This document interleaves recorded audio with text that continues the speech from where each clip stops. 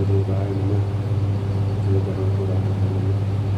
ओम कृष्णाय वासुदेवाय हरे परमात्मने प्रणतः क्लेशनाशाय गोविंदाय नमो नमः।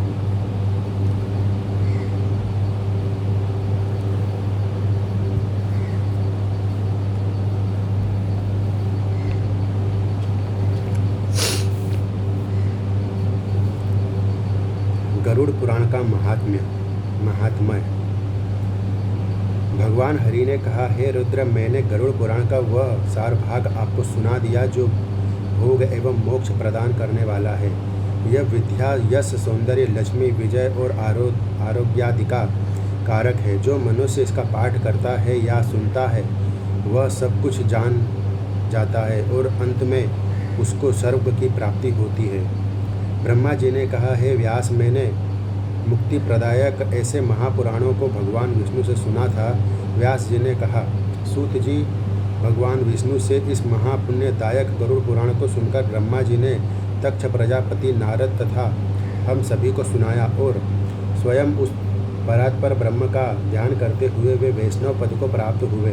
मैंने भी तुम्हें और तुमने शौनकादि को इस सर्वश्रेष्ठ पुराण को सुनाया, जिसे सुनकर सर्वज्ञ बना व्यक्ति अपने अभिष्ट को प्राप्त करके अंत में ब्रह्म पद का लाभ लेता है। भगवान विष्णु ने गरुड़ को सारतम भाग सुनाया था, इसीलिए यह गरुड़ के लिए कथित सारतत्व गरुड़ महापुराण के नाम से प्रसिद्ध हो गया। यह महासारतत्व है। यह प्राणी को धर्म, काम, धन और मोक्षादि सभी फलों को देने वाला है। सूत जी ने कहा, हे सोनक, आपको मैंने उस श्रेष्ठतम गरुड़ महापुराण को सुना दिया है, जिस शुभ पुराण को भगवान व्यास ने ब्रह्मा से सुनकर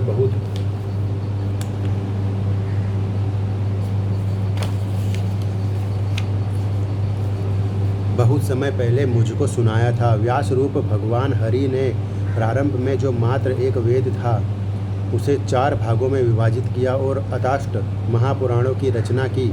उन पुराणों को महाराज सुखदेव जी ने मुझे सुनाया है। सोनक, मुझने आपके पूछने पर इस श्रेष्ठ गरुड़ पुराण को मैंने मुनियों के सहित आपको सुनाया। जो मनुष्य एकाग्रचित होकर इस महापुराण का पाठ करता है, सुनता है अथवा सुनाता है, उसको लिखाता है, ग्रंथ के ही रूप में इसे अपने पास रखता है, तो वह यदि धर्मार्थी है तो उसे धर्म की प्राप्ति होती है। यदि वह अर्थ का अभिलाषी है तो अर्थ प्राप्त करता है। यदि वह कामी है तो उसकी मनोकामनाएं पूर्ण होती है। और यदि वह मोक्ष प्राप्त करने का इच्छुक है तो उसे मोक्ष प्राप्त होता है। मनुष्य जिस वस्तु की कामना करता है वह सब इस गरुड़ महापुराण को सुनने से प्राप्त हो जाता है। जो मनुष्य इस महापुराण का पाठ करता है वह अपने समस्त अभिष्ट को सिद्ध करके अंत में मोक्ष प्राप्त कर लेता है। इस पुराण के एक श्लोक का एक चरण भी पढ़कर मनुष्य पाप रहित हो जाता है। जिस व्यक्ति के घर में यह महापुराण रहता है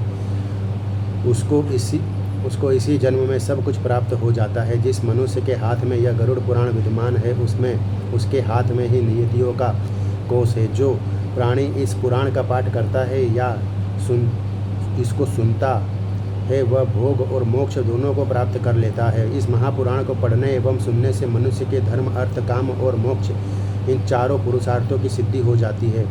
इस महापुराण का पाठ करके या इसे सुन करके पुत्रार्थी पुत्र, कामार्थी काम, विद्यार्थी विद्या, विजिगिषु विजय प्राप्त कर लेता है तथा ब्रह्म हत्यादि से युक्त पापी का पाप नष्ट हो जाता है। वंध्या स्त्री, पुत्र, कन्या, सज्जन, पति, क्षेमार्थी क्षेम तथा भोग चाहने वाला भोग प्राप्त कर लेता है। इसी प्रकार मंगल की कामना से प्रेरित व्यक्ति, अपना मंगल गुणों का इच्छुक व्यक्ति, उत्तम गुण काव्य करने का अभिलाषी मनुष्य, कवित्व, शक्ति, सारत्व चाहने वाला सार, ज्ञानार्थी ज्ञान प्राप्त करता है। पक्षी श्रेष्ठ गरुड़ के द्वारा कहा गया यह गरुड़ पुराण धन्य है। यह सबका कल्याण करने वाला है। जो मनुष्य इस महापुराण के एक भी श्लोक का पाठ करता है उसकी अकाल मृत्यु नहीं होती। इसके मात्र आधे श्लोक का पाठ करने से निश्चित ही दुष्ट शत्रु का क्षय होता है। नैमिषारण्य में ऋषियों के द्वारा आयोजित यज्ञ में सूत जी महाराज से इस महापुराण को करके स्वयं शौनक मुनि के उन्हें गरुड़ ध्वज भगवान विष्णु की कृपा से मुक्ति का लाभ प्राप्त किया था। अध्याय 241 गरुड़ पुराणांतर्गत आचार कांड समाप्त।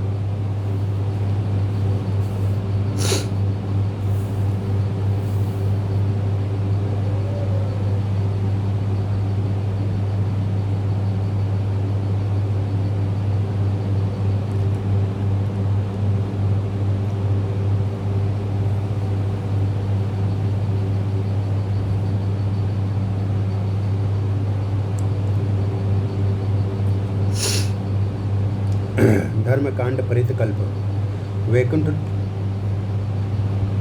वैकुंठ लोक का वर्णन। मरण काल में और मरण के अनंतर जीव के कल्याण के लिए विहित विभिन्न कर्तव्यों के बारे में गरुड़ जी के द्वारा किए गए प्रश्न प्रेतकल्प का उपक्रम।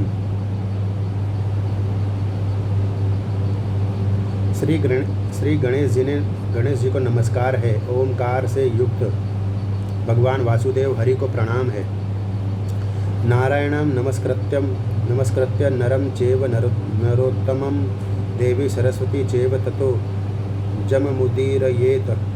भगवान श्री नारायण, नरोत्तम नर एवं भगवती श्री सरस्वती देवी को नमस्कार करके पुराण का वाचन करना चाहिए। जिन भगवान का धर्म ही मूल है, वेद जिनका स्कंद है, पुराण रूपी शाखा से जो समृद्ध है, यह यज्ञ जिनके पुष्प है, मोक्ष जिनका फल है, ऐसे भगवान मधुसूदन रूपी कल्प वृक्ष की जय हो। देव क्षेत्र नैमिषारण्य में शौनकादिक श्रेष्ठ मुनियों ने सुखपूर्वक विराजमान श्री सूत जी महाराज से कहा है, श्री सूत जी, आप श्री देव व्यास जी की कृपा से सब कुछ जानते हैं, अतः आप हम सभी के संदेह का निवारण करें। कुछ लोगों का कहना है कि जिस प्रकार कोई झोंक तिनके का सहारा लेकर आगे बढ़ती है, उसी प्रकार शरीरधारी जीव एक शरीर के बाद दूसरे शरीर का आश्रय ग्रहण करता है। दूसरे विद्वानों का कहना है कि प्राणी मृत्यु के पश्चात यमराज की यातनाओं का भोग करता है, तदंतर उसको दूसरे शरीर की प्राप्ति होती है। इन दोनों में क्या सत्य है, यह हमें बताने की कृपा करें। सूत जी ने कहा, हे महाभाग, आप लोगों ने अच्छा प्रश्न किया है। आप लोगों को संदेह हो या असंभव है, आप लोगों ने तो लोकहित से प्रेरित होकर ही ऐसा प्रश्न किया है। हे विप्रगणों, मैं आप सबके हृदय में अवस्थित उस संदेह को भगवान श्री कृष्ण और गरुड़ के बीच हुए संवाद के द्वारा दूर करूँगा। सर्वप्रथम मैं उन भगवान श्री कृष्ण को नमस्कार करता हूँ जिनका आश्रय लेकर मनुष्य इस भाव सागर को एक क्षुद्र नदी की भांति अनायास ही पार कर जाते हैं।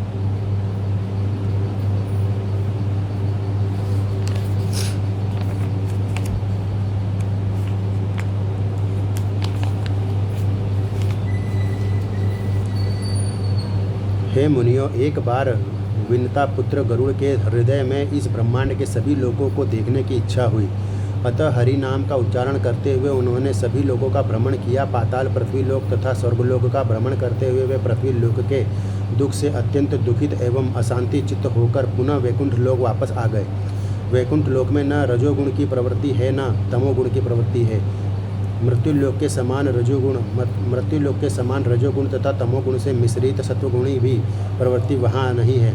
वहाँ केवल शुद्ध सत्वगुणी ही अवस्थित रहता है। वहाँ माया भी नहीं है, वहाँ किसी का विनाश नहीं होता, वहाँ राग द्वेष आदि षड्विकार भी नहीं है। वहाँ देव और असुर वर्ग द्वारा पूजित श्याम वर्ण की सुंदर कांति से सुशोभित राजीव लोचन भगवान विष्णु के पार्षद विराजमान रहते हैं, जिनके शरीर पीतवसन और मनोहारी आभूषणों से विभूषित है और मणियुक्त स्वर्ण के अलंकारों से सुशोभित है। भगवान के वे सभी पार्षद चार भुजाओं से युक्त है। उनके कानों में कुंडल और सिर पर मुकुट है। उनका वक्षस्थल सुंदर पुष्पों की माला से सुशोभित है। उनको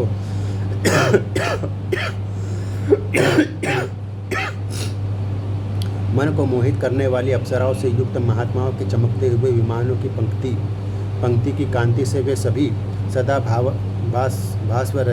भास्वरित होते रहते हैं। वहाँ नाना प्रकार के वैभव से समन्वित लक्ष्मी प्रसन्नता पूर्वक भगवान श्री हरि के चरणों की पूजा करती रहती है। गरुड़ जी ने कहा, गरुड़ जी ने वहाँ देखा कि श्री हरि झूले पर विराजमान है। सखियों द्वारा स्तुत्य लक्ष्मी जी झूले में स्थित भगवान की स्तुति कर रही है। अपने लाल लाल बड़े बड़े नेत्रों से युक्त प्रसन्न मुख देवों के अधिपति श्रीपति जगतपति और यज्ञपति भगवान श्री हरि अपने नंद सुनंद आदि प्रधान पार्षदों को देख रहे थे। उनके सिर पर मुकुट, कानों में कुंडल और वक्षस्थल श्री से सुशोभित था। वे पीताम्बर से विभूषित थे। उनकी 4 भुजाएं थी। प्रसन्न मुद्रा में हंसता हुआ उनका मुख था। बहुमूल्य आसन पर विराजमान है। हरि उस समय अपनी अन्यान्य शक्तियों से आवृत थे। प्रकृति, पुरुष, महत, अहंकार, पंचकमेंद्रिय, पंच ज्ञानेन्द्रिय, मन, पंच महाभूत तथा पंच मात्राओं से निर्मित शरीर वाले अपने ही स्वरूप में रमण करते हुए उन भगवान हरि का दर्शन करने से विनतासुत गरुड़ का अंतःकरण आनंद विभोर हो उठा। उनका शरीर रोमांचित हो गया। उनके नेत्रों से प्रेमाश्रुओं की धारा बहने लगी। आनंद मग्न होकर उन्होंने प्रभु को प्रणाम किया। प्रणाम करते हुए अपने वाहन गरुड़ को देखकर भगवान विष्णु ने कहा, हे पक्षीन, आपने इतने दिनों में इस जगत की किस भूमि का परिभ्रमण किया?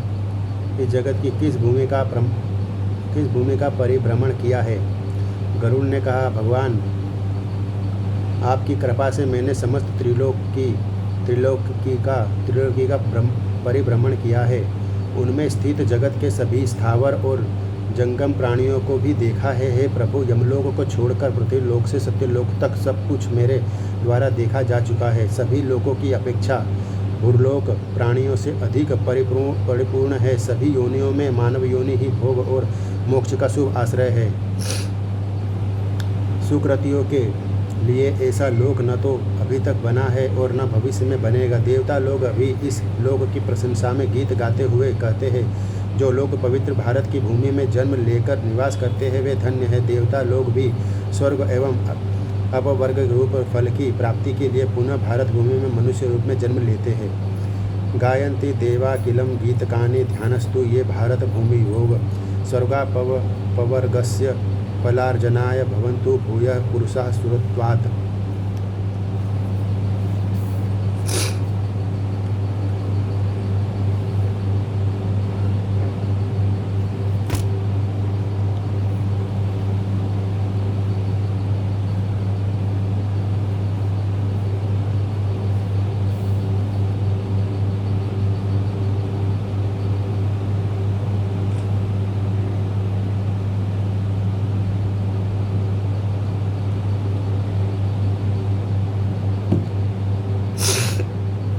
हे प्रभु, आप यह बताने की कृपा करें कि मृत्यु को प्राप्त हुआ प्रेत किस कारण पृथ्वी पर डाल दिया जाता है? उसके मुख में पंचरत्न क्यों डाला जाता है? मरे हुए प्राणी के नीचे लोग कुश किस लिए बचा देते हैं? उसके दोनों पैर दक्षिण दिशा की ओर क्यों कर दिया जाते हैं? मरने के समय मनुष्य के आगे पुत्र पौत्रादि क्यों खड़े रहते हैं? हे केशव, मृत्यु के समय विविध वस्तुओं का दान एवं गोदान किस लिए दिया जाता है? बंधु बांधव, मित्र और शत्रु आदि सभी मिलकर क्यों क्षमा याचना करते हैं? किससे प्रेरित होकर लोग मृत्यु काल में तिल, लोहा, स्वर्ण, कपास, नमक, सप्तधान्य, भूमि और गौ का दान देते हैं? प्राणी कैसे मरता है और मरने के बाद कहाँ जाता है? उस समय वह अतिवाहिक शरीर निराधार रूप में आत्मा को वहन करने वाले शरीर को कैसे प्राप्त करता है? अग्नि देने वाले पुत्र और पौत्र उसे कंधे पर क्यों ले जाते हैं? शव में धृत का लेप क्यों किया जाता है? उस समय एक आहुति देने की परंपरा कहाँ से चली है? शिव को भूमि स्पर्श किस लिए करवाया जाता है? स्त्रियाँ उस मरे हुए व्यक्ति के लिए क्यों विलाप करती है? शव के उत्तर दिशा में यम सूक्त का पाठ क्यों किया जाता है? मरे हुए व्यक्ति को पीने के लिए जल एक ही वस्त्र धारण करके क्यों दिया जाता है? उस समय सूर्य बिंब निरीक्षण पत्थर पर स्थापित यव, सरसों, दुर्वा और नीम की पत्तियों का स्पर्श करने का विधान क्यों है? उस समय स्त्री एवं पुरुष दोनों नीचे ऊपर एक ही वस्त्र क्यों धारण करते हैं? शव का दाह संस्कार करने के पश्चात उस व्यक्ति को अपने परिजनों के साथ बैठकर भोजन आदि क्यों नहीं करना चाहिए?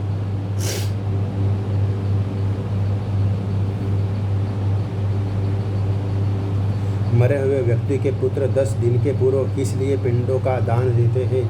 चबूतरे वेदी पर पके हुए मिट्टी के पात्र में दूध क्यों रखा जाता है? रस्सी से बंधे हुए 3 काष्ठ तिगोड़िया के ऊपर रात्रि में गांव के चौराहे पर एकांत में 1 वर्ष पर्यंत प्रतिदिन दीपक क्यों दिया जाता है? शव का दाह संस्कार तथा अन्य लोगों के साथ जल तर्पण की क्रिया क्यों की जाती है? हे भगवान, मृत्यु के बाद प्राणी अतिवाहित शरीर में चला जाता है, उसके लिए 9 पिंड देने चाहिए। इसका क्या प्रयोजन है? किस विधान से पितरों को पिंड दान करना चाहिए और उस पिंड को स्वीकार करने के लिए उसका आवाहन कैसे किया जाए? हे देव, यदि ये सभी कार्य मरने के तुरंत बाद संपन्न हो जाते हैं तो फिर बाद में पिंडदान क्यों किया जाता है? पूर्व किए गए पिंडदान के बाद पुनः पिंडदान या अन्य क्रियाओं को करने की क्या आवश्यकता है? दाह संस्कार के बाद अस्थि संचयन और घट फोड़ने का विधान क्यों है? दूसरे दिन और चौथे दिन साग्निक द्विज के स्नान का सोना, चांदी, मोती, लाजावरत तथा मूंगा ये 5 पंचरत्न कहलाते हैं। जो धान, तिल, कंगनी, मूंग, चना तथा सांवा ये सप्तधान्य कहलाते हैं। दिन सानिग्ध बीज के स्नान का विधान क्यों है? 10वें दिन सभी परिजनों के साथ शुद्धि के लिए स्नान क्यों किया जाता है? 10वें दिन तेल एवं उपटन का प्रयोग क्यों किया जाता है? उस तेल और उपटन का प्रयोग भी एक विशाल जलाशय के तट पर होना अपेक्षित है। इसका क्या कारण है? 10वें दिन पिंडदान क्यों करना चाहिए? एकादशा के दिन वृषोत्सर्ग आदि के सहित पिंडदान करने का क्या प्रयोजन है? पात्र, पादुका, छत्र, वस्त्र तथा अंगूठी आदि वस्तुओं का दान क्यों दिया जाता है? 13वें दिन पददान क्यों दिया जाता है? वर्ष पर्यंत 16 श्राद्ध क्यों किए जाते हैं तथा 308 सालों तक घट क्यों दिए जाते हैं? प्रेत तृप्ति के लिए प्रतिदिन अन्न से भरे हुए एक घट का दान क्यों करना चाहिए? हे प्रभु, मनुष्य अनित्य है और समय आने पर ही वह मरता है, किंतु मैं उसे छिद्र को नहीं देख पाता हूँ जिससे जीव निकल जाता है। प्राणी के शरीर में स्थित किस छिद्र से पृथ्वी, जल, मन, तेज, वायु और आकाश निकल जाते हैं? हे जनार्दन, इसी शरीर में स्थित जो 5 कर्मेंद्रियां हैं और 5 ज्ञानेंद्रियां तथा 5 वायु है, वे कहाँ से निकल जाते हैं? लोभ, मोह, तृष्णा, काम और अहंकार रूपी जो 5 चोर शरीर में छिपे रहते हैं, वे कहाँ से निकल जाते हैं? हे माधव, प्राणी अपने जीवन काल में पुण्य अथवा पाप जो कुछ भी कर्म करता है, नाना प्रकार के दान देता है, वे सब शरीर के नष्ट हो जाने पर उसके साथ कैसे चले जाते हैं? वर्ष के समाप्त हो जाने पर भी मरे हुए प्राणी के लिए सपिंडीकरण क्यों होता है? उस प्रेत कृत्य में सपिंडन, प्रेत पिंड का मिलन किसके साथ, किस विधि से होना चाहिए, इसे आप बताने की कृपा करें। हे हरे, मूर्छा से अथवा पतन से जिनकी मृत्यु होती है, उनके लिए क्या होना चाहिए? जो पतित मनुष्य जलाए गए अथवा नहीं जलाए गए तथा इस पृथ्वी पर जो अन्य प्राणी हैं, उनके मरने पर अंत में क्या होना चाहिए? जो मनुष्य पापी, दुराचारी अथवा हत बुद्धि है, मरने के बाद वे किस स्थिति को प्राप्त करते हैं? जो पुरुष आत्मघाती, ब्रह्म हत्यारा, स्वर्णादि की चोरी करने वाला, मित्रादि के साथ विश्वासघात करने वाला है, उस महापातकी का क्या होता है? हे माधव, जो शूद्र कपिला गौ का दूध पीता है अथवा प्रणव महामंत्र का जप करता है या ब्रह्मसूत्र अर्थात यज्ञोपवीत को धारण करता है, तो मृत्यु के बाद उसकी क्या गति होती है? हे संसार के स्वामी, जब कोई शूद्र किसी ब्राह्मणी को पत्नी बना लेता है तो उस पापी से मैं भी डरता हूँ। आप बताएं कि उस पापी की क्या दशा होती है? साथ ही उस पाप कर्म के फल को बताने की भी कृपा करें। हे विश्वात्मन, आप मेरी दूसरी बात पर भी ध्यान दें। मैं कौतूहलवश वेगपूर्वक लोगों को देखता हूँ। संपूर्ण जगत में जा चुका हूँ। उसमें रहने वाले लोगों को मैंने देखा है कि वे सभी दुखों में ही डूब रहे हैं। उनके अत्यंत कष्टों को देखकर मेरा अंतःकरण पीड़ा से भर गया है। स्वर्ग में दैत्यों की शत्रुता से भय है, पृथ्वी लोक में मृत्यु और रोगादि से तथा अभीष्ट वस्तुओं के वियोग से लोग दुखित है। पाताल लोक में रहने वाले प्राणियों को मेरे भय से दुख बना रहता है। हे ईश्वर, आपके इस वैष्णव पद वैकुंठ के अतिरिक्त अन्यत्र किसी भी लोक में ऐसी निर्भयता यही दिखाई देती। काल के वशीभूत इस जगत की स्थिति स्वप्न की माया के समान असत्य है। इसमें भी इस भारतवर्ष में रहने वाले लोग बहुत से दुखों को भोग रहे हैं। मैंने वहाँ देखा है कि उस देश के मनुष्य राग द्वेष तथा मोह आदि में आकंठ डूबे हुए हैं। उस देश में कुछ लोग अंधे हैं, कुछ टेढ़ी दृष्टि वाले हैं, कुछ दुष्ट वाणी वाले हैं, कुछ लूले हैं, कुछ लंगड़े हैं, कुछ काने हैं, कुछ बहरे हैं, कुछ गूंगे हैं, कुछ कोढ़ी है, कुछ लोमस अधिक रोम वाले हैं, कुछ नाना रोग से घिरे हैं और कुछ आकाश कुसुम की तरह नितांत मिथ्या अभिमान से चूर है। उनके विचित्र दोषों को देखकर तथा उनकी मृत्यु को देखकर मेरे मन में जिज्ञासा उत्पन्न हो गई है कि यह मृत्यु क्या है। इस भारतवर्ष में यह कैसी विचित्रता है। ऋषियों से मैंने पहले ही इस विषय में सामान्यतः यह सुन रखा है कि जिसकी विधि पूर्वक वार्षिक क्रियाएं नहीं होती उसकी दुर्गति होती है। फिर भी वे हे प्रभु, इसकी विशेष जानकारी के लिए मैं आपसे पूछ रहा हूँ। हे उपेंद्र, मनुष्य की मृत्यु के समय उसके कल्याण के लिए क्या करना चाहिए, कैसा दान देना चाहिए? मृत्यु और श्मशान भूमि तक पहुँचने के बीच कौन सी विधि अपेक्षित है? चित्ता में शव को जलाने की क्या विधि है? तत्काल अथवा विलंब से उस जीव को कैसे दूसरी देह प्राप्त होती है? यमलोक संयम नगरी को जाने वाले के लिए वर्ष पर्यंत कौन सी क्रियाएं करनी चाहिए? दुर्बुद्धि अर्थात दुराचारी व्यक्ति की मृत्यु होने पर उसका प्रायश्चित क्या है? पंचक आदि में मृत्यु होने पर पंचक शांति के लिए क्या करना चाहिए? हे देव, आप मेरे ऊपर प्रसन्न हो। आप मेरे इस संपूर्ण भ्रम को विनष्ट करने में समर्थ है। मैंने आपसे यह सब लोक मंगल की कामनाओं से पूछा है, मुझे बताने की कृपा करें। अध्याय 1।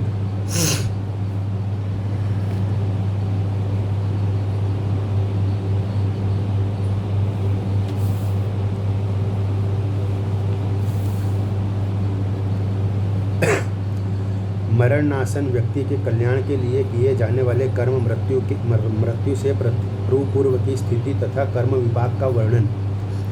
श्री कृष्ण ने कहा, हे भद्र, आपने मनुष्य के हित में बहुत ही अच्छी बात पूछी है।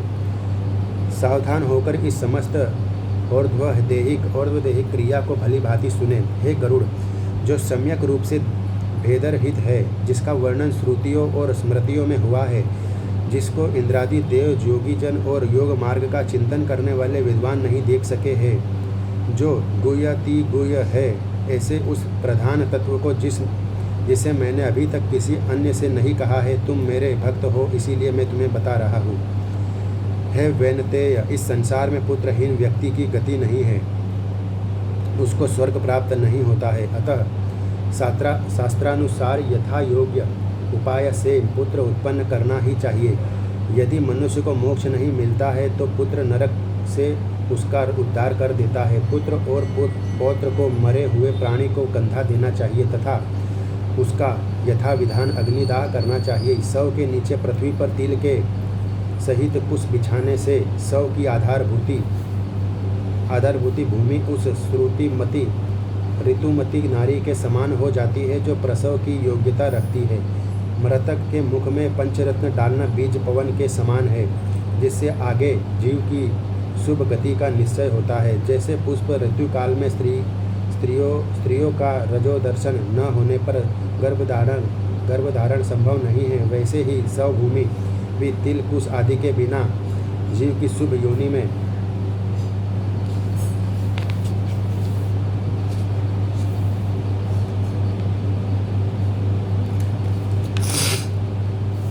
योनि में कारण नहीं बन पाती।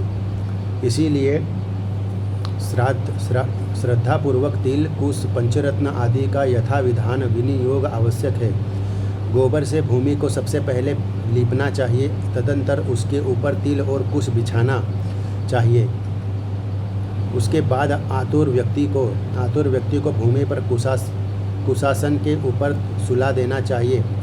ऐसा करने से वह प्राणी अपने समस्त पापों को जलाकर पाप मुक्त हो जाता है। शव के नीचे बिछाए गए कुश समूह निश्चित ही मृत्युग्रस्त प्राणी को स्वर्ग ले जाते हैं, इसमें संशय नहीं है। जहाँ पृथ्वी पर मल मूत्रादि का लेप संबंध नहीं है वहाँ वह सदा पवित्र है, और जहाँ मल मूत्रादि का लेप संबंध है वहाँ मल मूत्रादि का अपसारण करके योग गोमय से लेप करने पर वह शुद्ध होती है।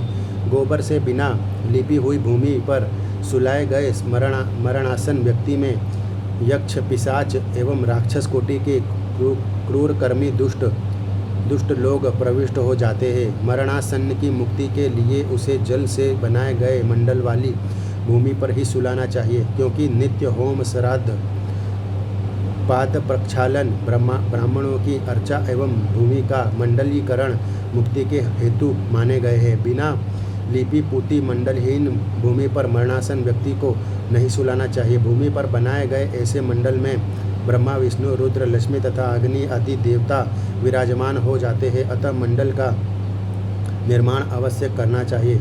मंडल विहीन भूमि पर प्राण त्याग करने पर वह चाहे बालक हो, चाहे वृद्ध हो और चाहे जवान हो, उसको अन्य योनि नहीं प्राप्त होती है। तार्क्ष्य उसकी जीवात्मा वायु के साथ भटकती रहती है। उस प्रकार की वायु भूत जीवात्मा के लिए न तो श्राद्ध का विधान है और न तो जलद पर्ण की क्रिया ही बताई गई है। हे गरुड़, तिल मेरे पसीने से उत्पन्न हुए हैं। तिल मेरे पसीने से उत्पन्न हुए हैं, अतः तिल बहुत ही पवित्र है। तिल का प्रयोग करने पर असुर, दानव और दैत्य भाग जाते हैं। तिल श्वेत, कृष्ण और गोमूत्र वर्ण के समान होते हैं। वे मेरे शरीर के द्वारा किए गए समस्त पापों को नष्ट करें, ऐसी भावना में करनी चाहिए। एक ही तिल का दान स्वर्ण के 32 शेर तिल के दान के समान है। तर्पण दान एवं होम में दिया गया तिल का दान अक्षय होता है। कुश मेरे शरीर के रोमों से उत्पन्न हुए हैं और तिल की उत्पत्ति मेरे पसीने से हुई है। इसीलिए देवताओं की तृप्ति के लिए मुख्य रूप से कुश की और पितरों की तृप्ति के लिए तिल की आवश्यकता होती है। देवताओं और पितरों की तृप्ति विश्व के लिए उपजीव्य रक्षक होने के कारण विश्व की तृप्ति में हेतु है। अतः उपसव्य आदि श्राद्ध की जो विधियाँ बताई गई है, उन्हीं विधियों के अनुसार मनुष्य को ब्रह्मा, देव देवेश्वर तथा पितृजनों को संतृप्त करना चाहिए। अपसव्य आदि होकर तिल का उपयोग करने से ब्रह्मा, पितर और देवेश्वर तृप्त होते हैं। अपसव्य होकर कर्म करने से पितरों की संतृप्ति होती है। यहाँ मंगल का तात्पर्य है जल से प्रोक्षण के बाद जल से गोलाकार रेखा बना देना और चौक आदि पूरना। मम स्वदेश मुग्धुतास्तिलास्ताकृच्छ पवित्र का असुरा दानवा दैत्या विद्रवंती तिलेस्तथा तिला श्वेतास्तिला कृष्णास्तिला गोमूत्र सन्निभा दहन्तु ते मे पापानि शरीरेण कृतानि वे। एक एव तिलो दत्तो हेमद्रोणा तिलेः समः तर्पणे दान होमेषु दत्तो भवति चाक्षय। दर्भा रोम समुबुद्धतास्तिला स्वदेशु नान्यथा देवता दानवास्त्रता श्राद्धेन पितरस्तथा प्रयोग विधि ना ब्रह्मा विश्वं चाप्युपजीवनाथ अपसव्यादि तो ब्रह्मा पितरो देव देवता तेन ते पितरस्तृप्ता अपसव्ये कृते सति।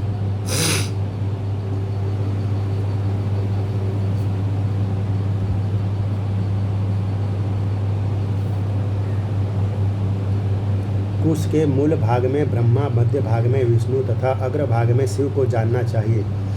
ये तीनों देव कुश में प्रतिष्ठित माने गए हैं।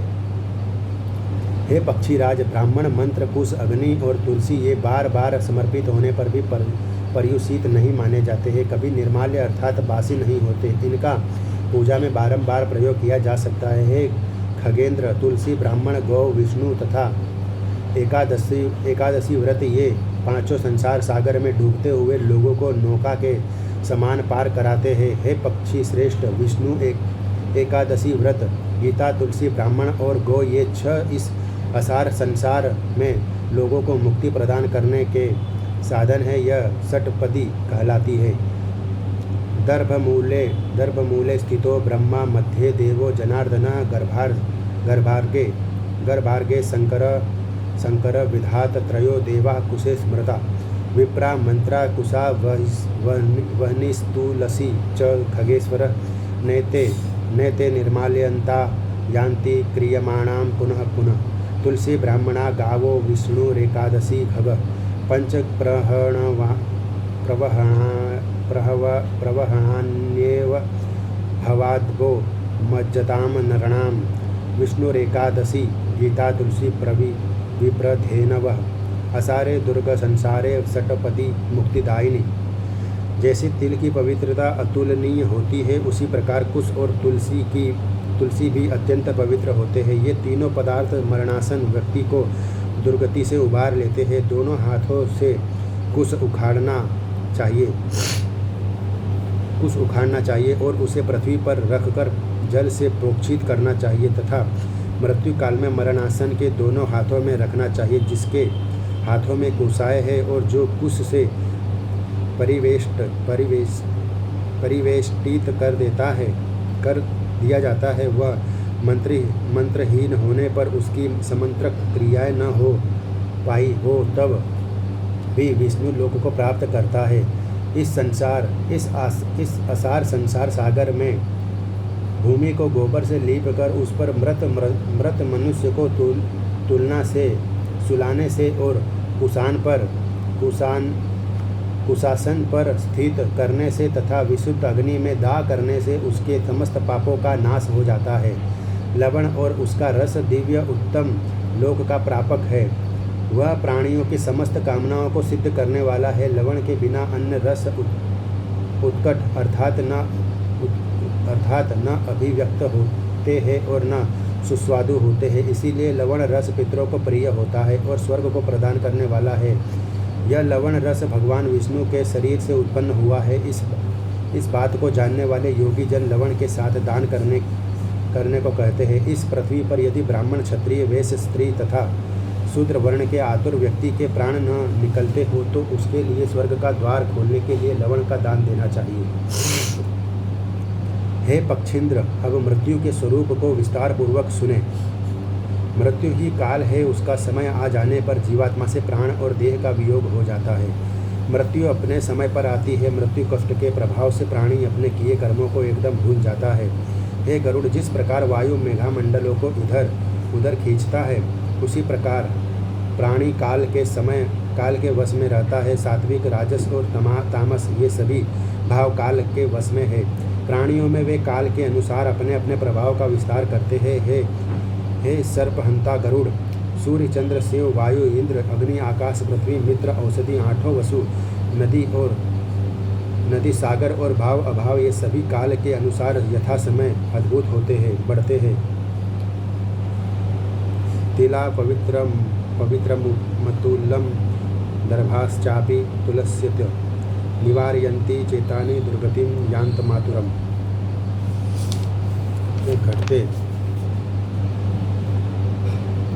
घटते हैं और मृत्यु के उपस्थित होने पर काल के प्रभाव से नष्ट हो जाते हैं।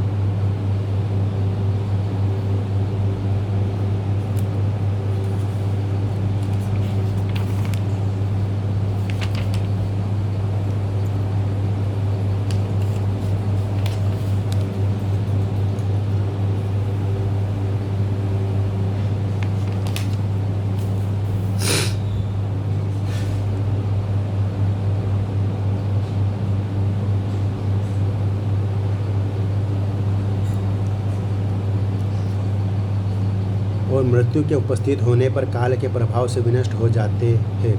हे पक्षीन, जब मृत्यु आ जाती है तो उसके कुछ समय पूर्व देव योग से कोई रोग प्राणी के शरीर में उत्पन्न हो जाता है। इंद्रियां विकल हो जाती है और बल, ओज तथा वेग शिथिल हो जाता है। हे खग, प्राणियों को करोड़ों बिच्छुओं के एक साथ काटने का जो अनुभव होता है, उससे मृत्यु जनित पीड़ा का अनुमान करना चाहिए। उसके बाद ही चेतनता समाप्त हो जाती है, जड़ता आ जाती है। तदंतर यमदूत उसके समीप आकर खड़े हो जाते हैं और उसके प्राणों को बलात् अपनी ओर खींचना शुरू कर देते हैं। उस समय प्राण कंठ में आ जाते हैं। मृत्यु के पूर्व मृतक का रूप विभत्स हो उठता है। वह फेन उगलने लगता है, उसका मुंह लार से भर जाता है। उसके बाद शरीर के भीतर विद्यमान रहने वाला वह अंगुष्ठ परिमाण का पुरुष हाहाकार करता हुआ तथा अपने घर को देखता हुआ यमदूतों के द्वारा यमलोक ले जाया जाता है। मृत्यु के समय शरीर में प्रवाहित वायु प्रकुपित होकर तीव्र गति को प्राप्त करता है और उसी की शक्ति से अग्नि तत्व भी प्रकुपित हो उठता है। बिना ईंधन के प्रदीप्त उष्मा प्राणी के मर्म स्थानों का भेदन करने लगती है, जिसके कारण प्राणी को अत्यंत उत्कष्ट की अनुभूति होती है। परंतु भक्त जनों एवं भोग में अनासक्त जनों की अधोगति का निरोध करने वाला उदान नामक वायु ऊर्ध्व गति वाला हो जाता है। जो लोग झूठ नहीं बोलते, जो प्रीति का भेदन नहीं करते, आस्तिक और श्रद्धावान हैं, उन्हें सुखपूर्वक मृत्यु प्राप्त होती है। जो काम, ईर्ष्या और द्वेष के कारण स्वधर्म का परित्याग न करे, सदाचारी और सौम्य हो, वे सब निश्चित ही सुखपूर्वक मरते हैं। जो लोग मोह और अज्ञान का उपदेश देते हैं, वे मृत्यु के समय महांधकार में फंस जाते हैं। जो झूठी गवाही देने वाले, असत्यभाषी, विश्वासघाती और वेदनिंदक है, वे मूर्छा रूपी मृत्यु को प्राप्त करते हैं। उनको ले जाने के लिए लाठी एवं मुंदर से युक्त, दुर्गंध से भरपूर एवं भयभीत करने वाले दुरात्मा यमदूत आते हैं। ऐसी भयंकर परिस्थिति देखकर प्राणी के शरीर में भयवश कंपन होने लगता है। उस समय वह अपनी रक्षा के लिए अनवरत माता, पिता और पुत्र को याद कर करुण क्रंदन करता है। उस क्षण प्रयास करने पर भी उसे जीव के कंठ से एक शब्द भी स्पष्ट नहीं निकलता। भयवश प्राणी की आंखें नाचने लगती है, उसकी सांसें बढ़ जाती है और मुंह सूखने लगता है। उसके बाद वेदना से अविष्ट होकर वह अपने शरीर का परित्याग करता है और उसके बाद ही वह सबके लिए स्पर्श एवं घृणा योग्य हो जाता है। हे गरुड़, इस प्रकार मैंने यथा प्रसंग मृत्यु का स्वरूप सुना दिया।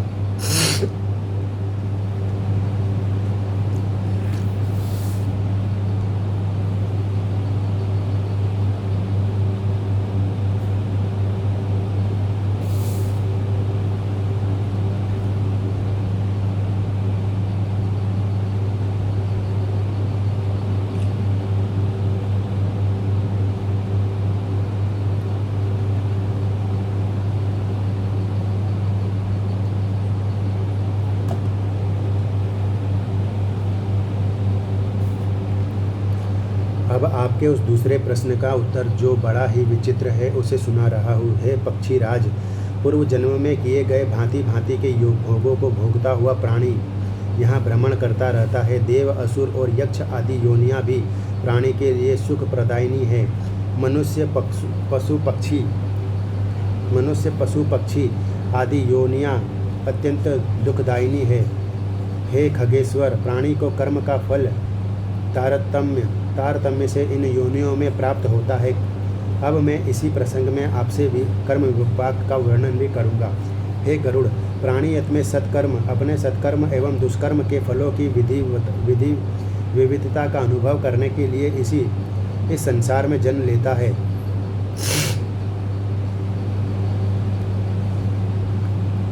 जो महापात की ब्रह्म हत्यादि महापातक जन्य अत्यंत कष्टकारी रौरवादी नरक लोगों का भोग कर कर्म यक्ष के बाद पुनः इस पृथ्वी पर जिन लक्षणों से युक्त होकर जन्म लेते हैं, उन लक्षणों को आप मुझसे सुने। हे खगेंद्र, ब्राह्मण की हत्या करने वाले महापातकी को मृग, अश्व, सूकर और ऊँट की योनि प्राप्त होती है। स्वर्ण की चोरी करने वाला कृमि, कीट और पतंग योनि में जाता है। गुरु पत्नी के साथ सहवास करने वाला जन्म क्रमशः तृण, लता और गुल्म योनि में होता है। ब्रह्मघाती, क्षय रोग का रोगी, मदपी, विकृतदंत, स्वर्णचोर, कुखनी और गुरु पत्नीगामी चर्म रोगी होता है। जो मनुष्य जिस प्रकार की महापातकी का साथ करता है उसे भी उसी प्रकार का रोग होता है। प्राणी 1 वर्ष पर्यंत पतित व्यक्ति का साथ करने से स्वयं पतित हो जाता है। परस्पर वार्तालाप करने तथा स्पर्श, निश्वास, सहयान, सहभोज, आसन, याजन, अध्यापन तथा योनि संबंध से मनुष्य के शरीर में पाप संक्रमित हो जाते हैं। दूसरों की स्त्री के साथ सहवास करने और ब्राह्मण का धन चुराने से मनुष्य को दूसरे जन्म में अरण्य तथा निर्जन देश में रहने वाले ब्रह्म राक्षस की योनि प्राप्त होती है। रत्न की चोरी करने वाला निष्कृष्ट योनि में जन्म लेता है। जो मनुष्य वृक्ष के पत्तों की और गंध की चोरी करता है उसे छछूंदर की योनि में जाना पड़ता है। धान की चोरी करने वाला चूहा और यान चुराने वाला ऊँट तथा फल की चोरी करने वाला बंदर की योनि में जाता है। बिना मंत्रोच्चार के भोजन करने पर कौवा, घर का सामान चुराने वाला गिद्ध, मधु की चोरी करने पर मधुमक्खी, फल की चोरी करने पर गिद्ध, गाय की चोरी करने पर गोह और अग्नि की चोरी करने पर बगुले की योनि प्राप्त होती है। स्त्रियों का वस्त्र चुराने पर, श्वेत, कुष्ठ और रस का अपहरण करने पर भोजन आदि में अरुचि हो जाती है। कांसे की चोरी करने वाला हंस दूसरे के धन का हरण करने वाला अपस्मार रोग से ग्रस्त होता है तथा गुरु हंता, क्रूरकर्मा, गौना और धर्मपत्नी का परित्याग करने वाला शब्दवेदी होता है। देवता और ब्राह्मण के धन का अपहरण करने वाला, दूसरे का मांस खाने वाला पांडु रोगी होता है। भक्ष और अभक्ष विचार न रखने वाला अगले जन्म में गंडमाला नामक महारोग से पीड़ित होता है। जो दूसरे की धरोहर का अपहरण करता है वह काना होता है। जो स्त्री के बल पर इस संसार में जीवन यापन करता है वह दूसरे जन्म में लंगड़ा होता है। जो मनुष्य पति परायणा अपनी पत्नी का परित्याग करता है वह दूसरे जन्म में दुर्भाग्यशाली होता है। अकेला मिष्ठान खाने वाला वात गुल्म का रोगी होता है। कोई व्यक्ति यदि किसी ब्राह्मण पत्नी के साथ सहवास करे तो खृगाल, सस्या का हरण करने वाला, दरिद्र, वस्त्र का हरण करने वाला पतंग होता है।